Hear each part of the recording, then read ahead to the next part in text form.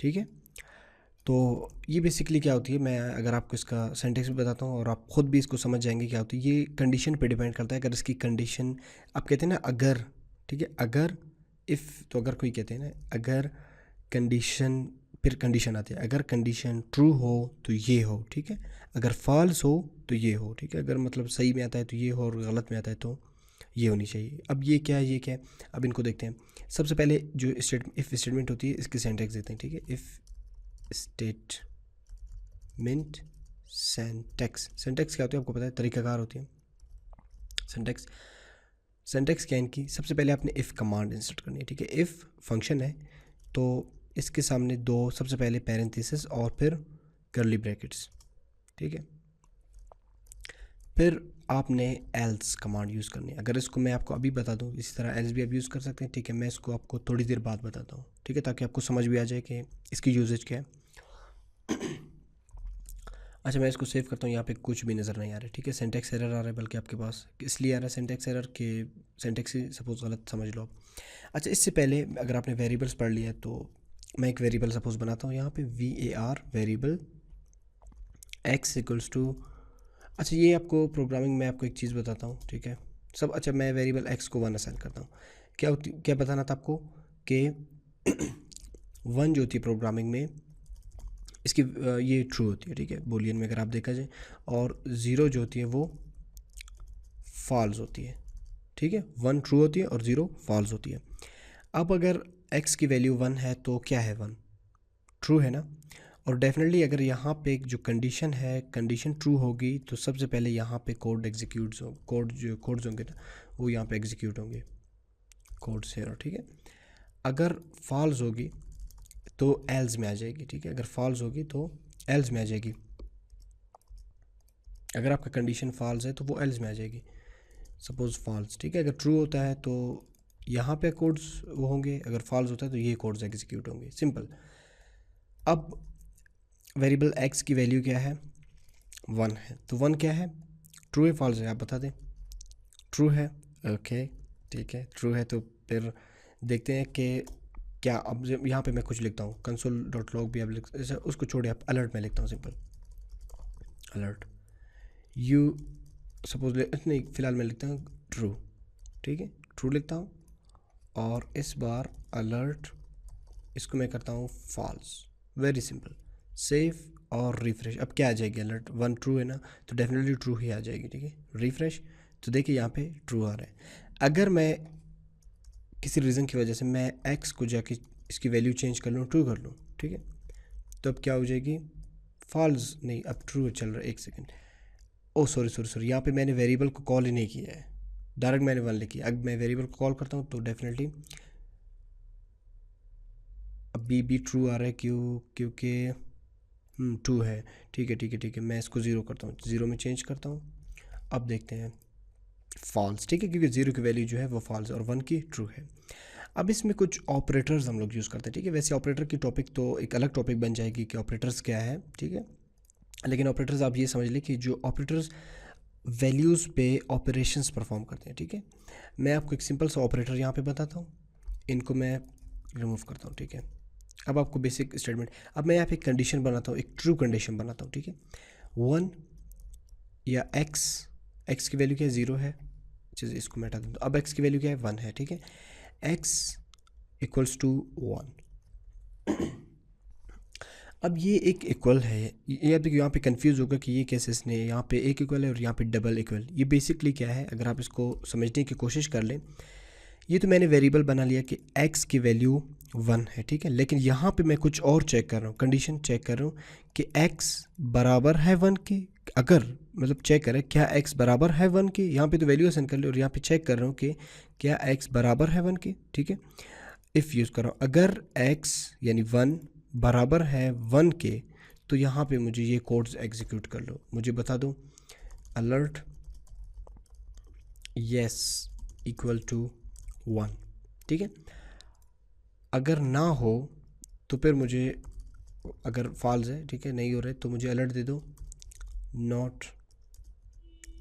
Not equal to 1, save और refresh. अब देखिए येस इक्वल टू 1, क्यों 1 आ रहा है, क्योंकि ये सेम है, ठीक है, मैच कर रहा है। इसके अलावा ये ऑपरेटर्स आप चेंज भी कर सकते हैं, सपोज आइडेंटिकल टू, ठीक है, नॉट इक्वल टू, ये कुछ और चीज़ होती है, ग्रेटर देन, लेस देन, ठीक है, greater than, equal to, less than, equal to.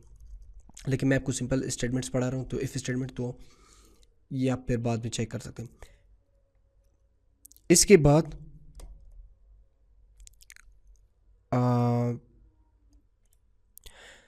In statements को यूज़ करते हुए अब हम क्या करते हैं कि एक मतलब आप ये सोच रहे हैं कि एक वेबसाइट में इन स्टेटमेंट्स को किस तरह यूज़ किया जाता है, ठीक है, तो वो अब यूज़ कर लेंगे, ठीक है। इनमें को मैं रिमूव करता हूँ। किस तरह क्या करना है कि अच्छा सपोज़ मैं यहाँ पे ऐड करता हूँ व्हाट, कुछ लिखता हूँ, सपोज़ व्हाट इज़ या what is your language, what is your web language, what is your, Sunil को what is your favourite web language, और इनपुट टाइप टेक्स्ट, एक बटन बनाता हूँ चेक, ठीक है। यहाँ पे मैं चाहता हूँ कि स्टेटमेंट के ज़रिए स्टेटमेंट चेक करता है कि आपने सही लैंग्वेज मतलब सपोज़ मेरा फेवरेट लैंग्वेज है जावास्क्रिप्ट या पीएचपी मेरा फेवरेट लैंग्वेज है, ठीक है। अगर मैं पीएचपी इंसर्ट करता हूँ, अगर वाकई में मेरा लैंग्वेज पीएचपी था, तो ये मुझे क्या कर लेगा, अलर्ट देगा कि यू आर राइट या यू गॉट इट, आप कुछ भी मैसेज ले सकते हैं, ठीक है। अगर रॉन्ग था तो ये आपको बता देगा कि समथिंग इज़ रॉन्ग, कुछ भी आप वो कर सकते हैं। अब सबसे पहले मैं क्या करता हूँ, अच्छा इसको आईडी असाइन करते हैं, आईडी क्या देते हैं इसको, इनपुट वैल्यू, ठीक है, और बटन को क्या आईडी असाइन करते हैं, आईडी BTN। अब मैं चाहता हूँ कि सबसे पहले दूसरी तरह बिल्कुल जो हम लोग पहले करते आ रहे हैं, गेट कर लो बटन को, ठीक है, और जब भी इस पर क्लिक हो, ऑन क्लिक, जब भी इस पर क्लिक हो तो फंक्शन चले, ठीक है, बटन पे जब भी क्लिक हो तो फंक्शन चले, और इनपुट जो अब क्या करते हैं, अब देखिए इसके अंदर आपने क्या करना है, वही जो मैं आपको बता रहा था ना कि जब भी कोई यहाँ पे अपना लैंग्वेज इंसर्ट कर ले तो वो चेक करता है।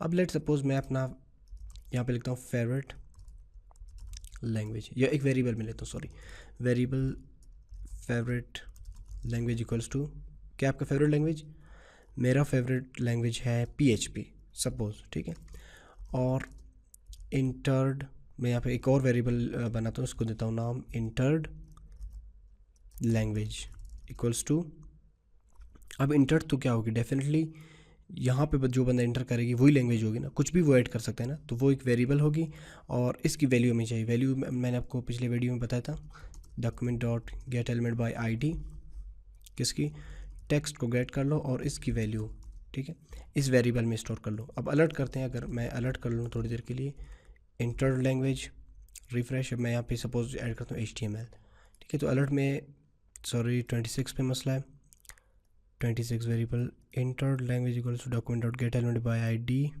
टेक्स्ट और इसकी वैल्यू, सॉरी आईडी टेक्स्ट है ही नहीं, ठीक है, ये आईडी इनपुट वैल्यू थी, इसलिए रिफ्रेश अप करते हैं। आप देखते हैं मैं सपोज यहाँ पे HTML लिखता हूँ, चेक करता हूँ, ठीक है, अलर्ट आ रहा है आपके पास, मतलब आपके कोड्स क्लियरली काम कर रहे हैं। अब स्टेटमेंट यूज़ करेंगे यहाँ पे, अब यहाँ पे मैं स्टेटमेंट यूज़ करता हूँ कि इफ़, ठीक है, इफ़ स्टेटमेंट यूज़ करता हूँ, कंडीशन अब आपने देना है, कंडीशन में लिखता हूँ कि अगर ये जो फेवरेट लैंग्वेज है, ठीक है, ये बराबर हुआ इंटर्ड लैंग्वेज के, इंटर्ड लैंग्वेज डेफिनेटली जो आप कर लेंगे इंटर्ड, तो क्या करना है, अपने सबसे पहले अलर्ट देना है, या आप कुछ और भी मतलब कंसोल से भी वो कर सकते हैं, या डॉक्यूमेंट डॉट राइट कमांड भी यूज़ कर सकते हैं। तो मैं अलर्ट यूज़ कर रहा हूँ कि you got it, very simple, you got it, ठीक है। अगर गलत हो, कोई और लैंग्वेज यूज़ कर ले, एल्स में आ जाएगी ना फिर, तो नोप, ट्राई अगेन, मैं यहाँ पे लिखता हूँ ट्राई अगेन, ठीक है। अब लेट सपोज मैं सबसे पहले अपना फेवरेट लैंग्वेज जो है PHP ऐड करता हूँ, तो देखते हैं कि मुझे क्या अलर्ट देता है, PHP चेक, तो ये आपको क्या बता रहे हैं, यू गॉट इट, मतलब सही काम कर रहा है, ठीक है।